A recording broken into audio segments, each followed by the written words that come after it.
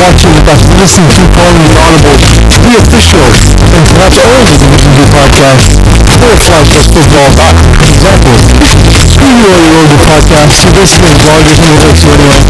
We are actually in the Superior Game today, Tier 2, where in the game is engaged. I'm joined right by Jim Corinthians, control, of course, at Jim Corinthians. Technical director for the show is Eagle FPF, Eagle our Master Control himself, and to my left, you can live stream the show by tweeting our producer, Joe Khan, that's really at Joe Khan 19. Where the hell is he, script? What? Where is our script this week? Rules? There are rules, no rules here. It starts to unravel. Absolutely. So, instead, I'm going to buy time with a manager. We'll talk about manager. It's important. I went to Subway today, and they have a new lobster sandwich. So I immediately asked the gentleman at the counter by saying, what's the level of food poisoning that I will get from the sandwich? He assured me that he had changed the lobster 10 short minutes ago. So I ordered it. It was expensive. It was like $18 for a 12-inch sandwich and for bottled water. So I like lobster rolls, and I had this vision of going home, eating it, sitting outside on my balcony, and really enjoying it like a nice summer day in San Francisco, eating this beautiful lobster roll, looking out over the bay, on into like trying to avoid looking open because nobody wants to do that, but enjoying the beautiful ambiance of San Francisco. That's kind of the memory I had from the last time I had lobster roll. This was not bad. The meal itself is not a terrible sandwich, but Managing expectations. And I think some of the teams, every team comes in thinking they're going to be the champion of the division. And we're starting to see some teams sort of fall out of the playoff picture, which we'll discuss here in the show. But, hold on, quick question here. Was it here's my thing! was this man that sold the lobster roll? No, I would never buy a lobster roll from that calendar. Yes.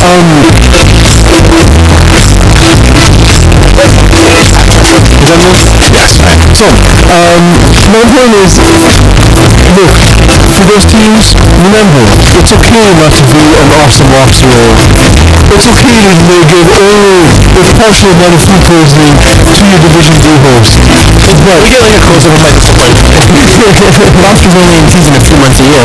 Exactly. But honestly, listen, teams are out of it, come out this week, show what you can, we go for next season, we look forward to seeing you, but this podcast is going to be about some of the more relevant teams that are involved heavily in the playoff picture. I'm impressed that you reeled that back in. And slammed a bunch of teams on the way there. Absolutely, yeah, it's okay. Don't worry, I've been to Subway sandwich a couple of times. So, the first game I want to talk about, James, was the game. Sometimes you get 12-inch, sometimes you go and get 6-inch. I want to talk about the game between Warhawks and Backyard Bullies. Warhawks finally got deflamed. I've noticed an interesting story about they were chanting before the game. I feel like you're writing your own karma when you're chanting that you're undefeated before your game starts. Yeah, good luck. Yeah, you earn what happens to you. And in that case, it showed that Warhawks, with a strong caliber team, lost when they finally faced decent competition, like teams that were on par with them. Absolutely. Will Hurst icing this game out. They took out the clock. 21-0 half for Backyard Bullies. They didn't score in the second half, but were able to keep Warhawks off the board But I kind of feel that plays into the Backyard Bullies' strength, as their defense really is a unit that holds teams down, that keeps their offense in games. And that's what I was astounded. I took a closer look at this defense, and seeing the amount of interceptions spread across the Backyard Bullies is astonishing, and it is just testament to how close they keep games, and even more than that, how they keep their opponents from scoring and just creating more scoring opportunities for that Rich Humes and that offense. Will Hurst catching 3 balls and 2 touchdowns out of it. Were you surprised to see him have such an impact on the offensive side of the ball? I think so. I'm very happy to see him have this sort of numbers, and I find it also interesting because it's the first time his play backs up his talk. Yeah, I was going to say, do you think he's still angry about it for no apparent reason? That being said, it was exactly what this team needed to get ahead and stay ahead, and you want more of that on your team. There were a couple of severe overthrows and underthrows. Laurent Ladouceur was open in the middle of the field a couple of times, only to see the ball harmlessly hit the ground after Fred Millette underthrew him by 5 yards or just put too much on it. Ladouceur's been a kind of guy to take over a game on his own. What do you think the issue was between quarterback and his typical BFF? He can only take over the game if he's getting the ball, if the ball is reaching its way to him. If it's not, there's really not much he can do. So that does fall on the shoulders of Fred Millette, who, if you're having a bad day and need your playmakers to take the game for you, that's fine. It happens to everyone. However, you have to make sure they have the tools necessary to do it. By the way, for the Backyard Bullies, they won by 2 points against the Warhawks. They're 6-1 when games are decided by 7 points or less. I was in one of those games. It was not fun. But enough about Backyard Bullies. Is this the script to beating the Warhawks? Having them Score less points than you. Yeah, score less points than you and chant that they're undefeated. No, but playing a low-scoring game, playing a game where you get out hot early and really force their hand and force them to be uncomfortable. I think so, because it's not a situation that the Warhawks have ever seen themselves in throughout the duration of the season.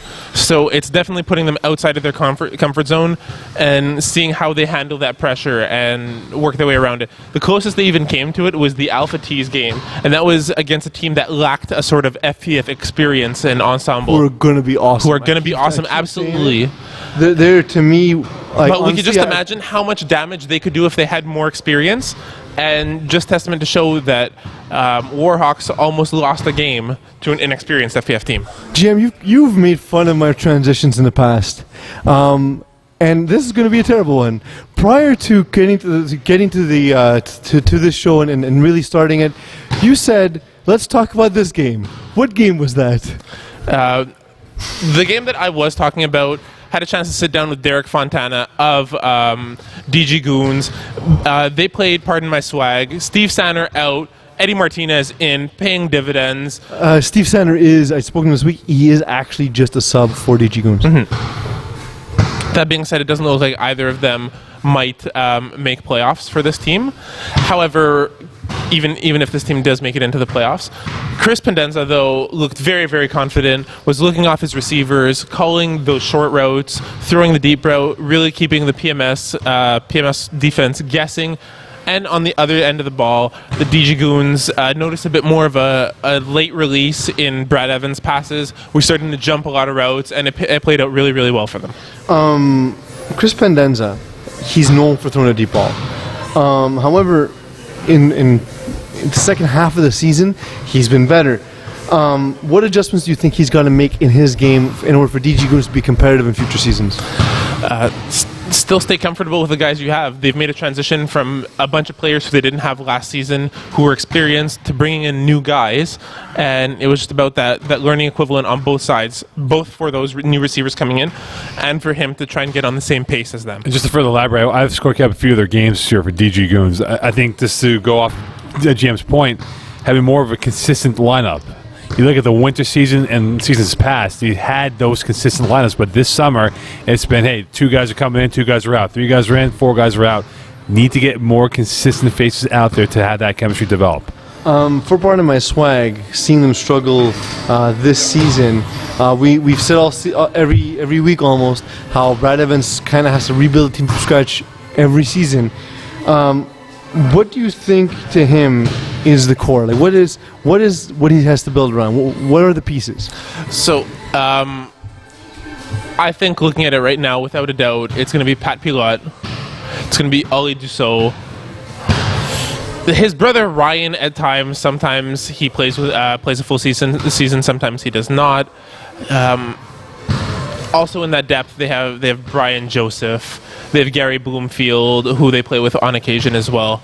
I think it might take stepping up to to say Division 4, but being able to load a team with your preferred core of players.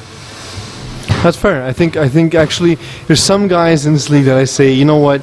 Yes, you might not be the top end quarterback, but if you surround yourself with better players, it'll push your level higher. Look at how Neil Ettinson has evolved as a QB from Division 5 to Division 4 to Division B now, considering the Division 3 to Division B. No one thought that Neil would even, would have a chance in Division B. And Bearskins are in contention for the top spot in their subdivision. And on top of that, they're playing without their best player, without Sasha Papic. So just to say, that kind of thing can happen. If you surround yourself with the right players, you can move up, you can you can learn, you can take what you can week after week and develop much quicker. We're going to take a quick break. When we come back, we're going to talk about the division standings as they are and some of the playoff scenarios that we expect heading forward. Calling the Audible has been brought to you by the English Montreal School Board's DEAL program. Distance education for all learners will allow you to obtain your high school diploma or prerequisites for CEGEP or vocational studies from the comfort of your own home. It's never too late to go back to school. Learn anywhere at your own pace and get your diploma. Call 514-788-5937 for information or visit www.distanted.ca for more details.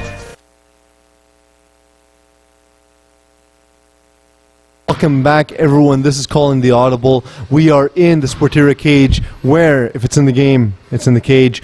Remember that if you have not yet got your jerseys, or if your jerseys suck, the best place to get them, of course, is FPF's official uniform supplier here at Sportera. Remember, it's never too early to order. To my right, I have my co-host, Jim Kalethris. Of course, you can tweet him at GMCole44, owner of many fine uniforms himself. The technical director for our show is the Eagle at Master Control. He's making sure we don't swear on the air. To our left, we have the producer, Mokan himself, who is going to help us break down some of the playoff scenarios as you'll have some of the matchups queued up. We won't make any picks just yet, as we will pick all the games right before the end of the show. GM, I can't believe I'm going to say this, but formerly teamless, leading the division, leading Conference A with 16 points, just ahead of 5-star prospects, just over the oddly third-place Hot Boys Hotline. Crimson Tide at 4. Tyrants, they're at the 5 seed. Bronx Bombers at 6. All those teams locked in? All of them, absolutely, all of them have clinched. Now, the two teams currently in the playoffs are Global Gym Purple Cobras, the Diablos. Show Me Your TDs are just outside looking in. DG Goons on the outside looking in as well. Hooligans, Part of My Swag, and Wolfpack, all the teams still alive in Conference A. Are you surprised, GM, firstly, by the teams that have sort of locked the playoff spot with so few wins? It's been an odd season. It's really come down to, especially in Conference A, it's come down to those divisional games right now. It's been really rough for the teams like Show Me Your TDs, DG Goons, and Hooligans, Pardon My Swag, and Wolfpack. I won't count them in that sort of running right now, but Show Me Your TDs and DG Goons had a lot of games that were close but didn't swing the right way for them, and they were high playoff contention games, which ultimately cost them their fate, I think. I think we're going to see a lot of the status quo here. I see the 7 Global Gym Purple Cobras and Diablos both at 8 points right now. I think it's going to be enough to springboard them into the playoffs. So let's look at some of the tiebreakers, though, because it's a clunky, sort of awkward division. Global Gym Purple Cobras, they're 4-0 in the division. They pretty much have most of the tiebreakers. Diablos have lost to Show Me Your TDs. Show Me Your TDs have beaten DG Goons. Hooligans are over Part of My Swag due to tiebreaker as well, but Part of My Swag has beat Show Me Your TDs. So given those, given some of those scenarios, Mo, can you sort of help guide us through these waters with some of the matchups ahead? I guess I'll let Mo piggyback on it as well and probably do a better job than I will. Which is why I asked Mo. Okay. That's why it went directly to Mo. Went to the source. But go ahead, GM. If Global Gym Purple Cobras and Diablos both win, it's over for the other teams. Absolutely. However, if they lose... Win or tie by those two teams that occupy playoff spots, they will clinch a playoff spot officially. However, when you look at the teams on the outside looking in here, Show Me TDs, DG Goons, Hooligans, Part of My Swag, and Wolfpack.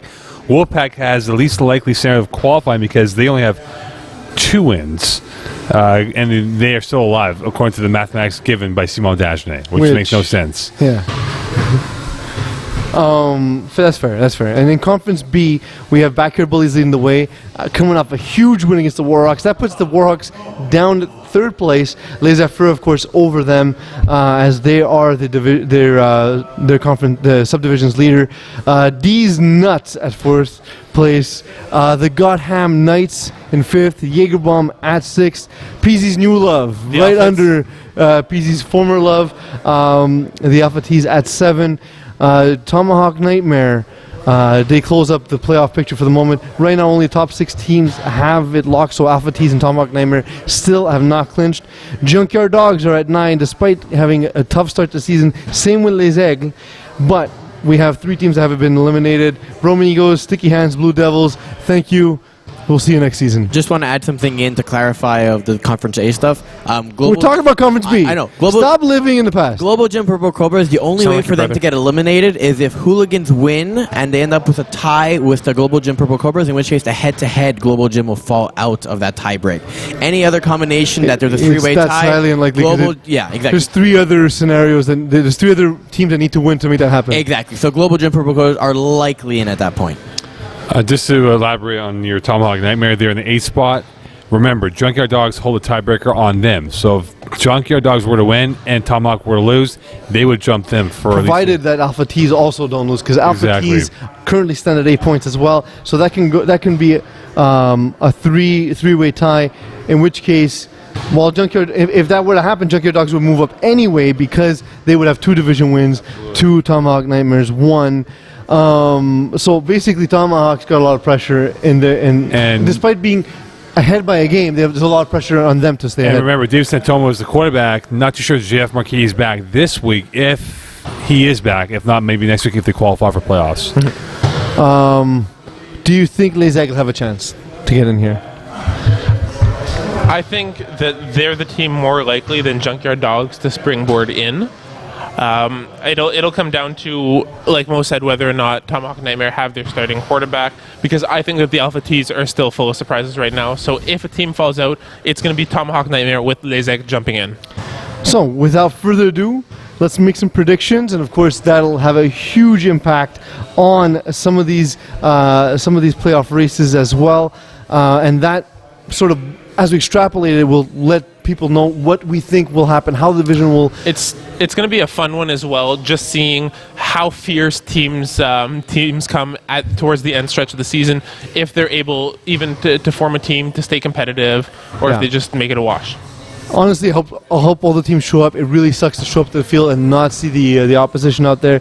So what I'll do is, GM, I'll announce the game. I won't make my pick, as it will be in my habitually late article. It'll be the first round by then. Yeah, exactly. I'll be back from Hawaii. Mokan, still sooner than GM's articles. Almost true. Although I've been the worst for a couple of seasons now. No one's giving me any flack. Ray Starr. Thank you, the listeners. Ray Starr could give a good run first. I think I'm still waiting for Ray's last article. Mokan, if you have any input on any of these games, feel free to chime in. But GM, without further ado, Les Affreux take on Jägerbaum in one of what I think will be one of the most exciting games of the week. What do you think it's going to be? It will be a very, very exciting game. I actually think that Les Affreux stand a solid chance on this. We've noted that Simon Duchesne, when he's up against a very, very competent rusher, a rusher who can get under his skin, like Daniel Belfoy, that's when the wheels can fall apart. And Daniel Belfoy is the perfect player to match up against Simon Duchesne. So I will go with Les Affreux on this one. Diablos against DG Goons. Tough one. It's a tough one, but I think in the end, Diablos are strong enough and resilient enough that they're going to figure out DG Goons. It's really going to it's going to have to force DG Goons to play outside their comfort zone, because even if DG Goons start doing well, they have that option where they put the quarterback switch, put Louis Bégin behind center, and that sort of changes the game around for them as well at that point. In the game between the most underperforming team in the division, Show Me Your TDs, against perhaps the most surprising overperforming team in 5-star prospects, who do you think will win? I feel like this is a trap game for 5-star prospects. I'm really intrigued, actually. I think this is definitely a game to watch, as I actually think that Show Me Your TDs are going to win this one. I think there's a great defense on the Show Me Your TD side, solid physical rush, and a competent offense. I think that's going to be enough to give Show Me Your TDs the game here. Wolfpack I can't believe I just said that. Weird, right? Yeah. Wolfpack against Hooligans. I'm going to go with Wolfpack on this one, whether it's Jakub Telemak throwing or if it's JC Mercil throwing, since it's obviously not going to be Terry Tam. I think that of these two teams, both teams don't really care, but Hooligans care less. So I'm going to go with Wolfpack on this one. Do you think that their mothers would even show up to watch this game? Maybe. If it was Mother's Day. Mokan, Crimson Tide take on formerly teamless, currently winning. Well, formerly teamless again. A team I helped. Speaking of your pick, do it. Remember, Crimson Tide is in the 3-8 battle for 4, 5, and 6. If they win, they could very well likely be the 4 seed in the playoffs here. Give me formerly teamless. All right. Part of my swag take on Global Gym Purple Cobras. These two teams have actually faced off in a preseason matchup. I watched it. It was a pretty entertaining game. I'm going to go with Global Gym Purple Cobras because that's the team that won the first time. Bromigos against Junkyard Dogs. I really don't know. Will Bromigos even field the team? We hope so. Yeah, so they're experienced guys. On class and benefit of the doubt, I'm going to give it to Junkyard Dogs. And you know what? Bromigos, they are a classy group, and they've played with Simon Dashny, so you know they've had losing seasons. So I think... And they did call it. They were searching for players on the Facebook group and everything. So they're trying. They called it an early 2 thing. Guys, we're not going to make it, so Fair. if you don't want to show up, don't show up, and everything. So at least... Oh, is it official though? They're not showing up? No, I'm talking about for last week against the... Oh, for last week, yeah. Well, hopefully it turns around for this week. They did make the effort to field the team last week. The Gotham Knights against the Alpha T's. This one's interesting because on paper you would say Gotham Knights, how they've been playing the last few games, their defense has been stellar and on point. There's still a lot to see from the Alpha T's though, so I'm going to give them the chip on your shoulder GM's pick of the week here. Cool, I like it. Bronx Bombers against Hot Boys Hotline. I've been very high on Bronx Bombers, and I feel like they've been losing the past few games that I saw them have the possibility to win, and we're really in contention too. But a struggling offense, 2 struggling offenses against 2 stout defenses. Experience is telling me to give it to Bronx Bombers, even though my heart's been broken before. Fair. Tyrants against the Blue Devils. Tyrants right now. Blue Devils haven't been enough. I'm sorry to say that they're going to end in a losing season, a winless season, but Tyrants can do it on this one. Sticky Hands against Les Aigles. Again, this might come down to the team that cares the least losing this one. I think. Well, Les Aigles are still alive in it. Yeah, I think they're still alive. Les Aigles, they've been inconsistent throughout the weeks, but I would give it to Les Aigles over Sticky Hands. Warhawks take on These Nuts. I'm really intrigued because I said early on that if there was a team that would beat Warhawks, it would be These Nuts. We would come at the end of the. These Nuts would come at the end of the season. That being said, they just coming off a losing game, they will come in a little bit more focused. However, I know that These Nuts will also be fired up, and I'm tempted to go with These Nuts in this game. Let's hope These Nuts don't blow it. Make sure to not vote for These Nuts for Game of the Week. Backyard Bullies take on Tomahawk Nightmare in the final game of the week. I don't know if it would even matter if JF Marquis is quarterbacking or not. I'm going to give it to Backyard Bullies on this one. It would definitely be a tough one. That's kind of how I think that the playoff picture will fall. I think that we'll see Tomahawk Nightmare sort of fall out of it because they needed to win a couple of games while JF Marquis was away because this is absolutely one of the most difficult games on their schedule. GM, it is time for you to go out of bounds. We have a few made-up topics that we're going to make real by talking about them on the show from my article. So, without further wait, let's get right into it. Let's talk about... Okay, so let's give, first of all, some background. There's this Japanese fire doll. If you bend her over, she's got a superpower. This is a real thing. If you bend her over on her sort of hands forward, legs backward, with her rear in the sky, you can light it on fire and it sort of spews out like a firework. Do you think there's a demand for this in Montreal for this kind of doll? The answer is always yes. It's a real doll, by the way. It actually exists. I'll send you the video later. Rule 34. I mean, if you can think it up, it exists. No. No, okay. Somebody's gonna get really drunk on July the 1st and make love to an animatronic firework doll, and that's bad. And I feel like Duke going off on a tangent like this right now. I was going to say, your brother probably bought a couple of them. Absolutely. Mokan, Jason Pierre-Paul lost a finger due to fireworks. Do you think it was actually a Japanese fire doll? Unfortunately, no. I think it was an accident on his part, and as a result, he lost his finger. And I think it was a Japanese fire doll. I'm going to go ahead and say Mo's bringing the solemn to the show right now. Okay, I'm not doing it. In McGill Metro, there has been an abandoned bucket that has been there for 3 months at least.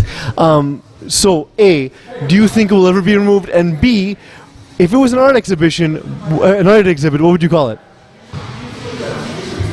The apathy of the general public, or the apathy of the STM employees, where no one really wants to pick it up and move it. I think that's what I would title the exposition. Look how long we can keep this object in the middle of a public area that's highly trafficked, and no one's going to give a damn. I think it's picking up water dripping from the ceiling, so I'd call it renovations due.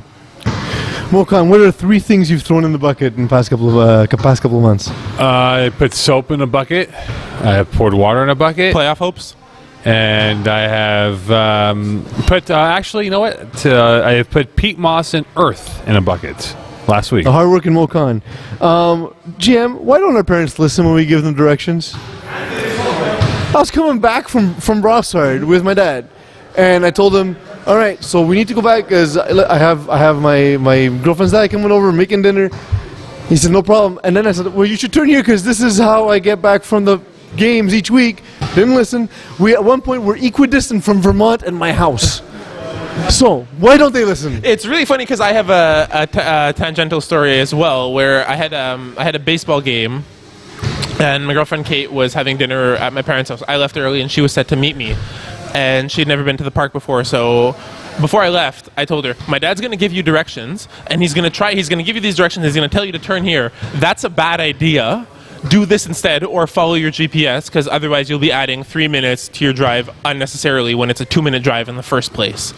Okay. So just on that same topic, it's amazing. I think it just comes down to being stuck in your ways and not really wanting to deviate. Is this the part of the show where we say hi to Mom? Yeah, hi, Mom. I'm sure she's still listening. How many viewers or listeners do we have?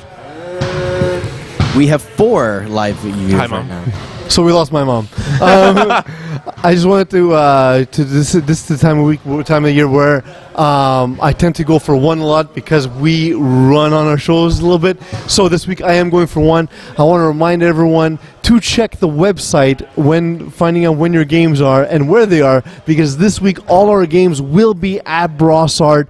None of our games will be taking place at Lachine. So even if you play on Sunday, make sure that you go to Brossard. If you don't, you're dumb, because I warned you. Final thoughts, GM. Don't be dumb. Don't be dumb. MK. Not much to say right now. Can't wait for playoffs. I was hoping you just said don't be dumb and could have said it like that. Eagle, don't be dumb? All right, that's good. Thank you, GM, for all the great work. I will be out of town for next week's podcast, so I imagine you will help carry the fort. Is that a thing? You'll help carry the fort. Carry the load, hold down the fort. Nope, you're going to carry the fort. Eagle, help him carry the fort. The fort is heavy. Thank you, MK, for all the marvelous production work. Thank you, GM's mom, for being our best fan and tuning in each week. Thank you, Rob Campana, for slumming with us this week, making sure I don't swear on the air. It's tough. It's a struggle each week. But most of all, I want to thank you all for letting me be myself.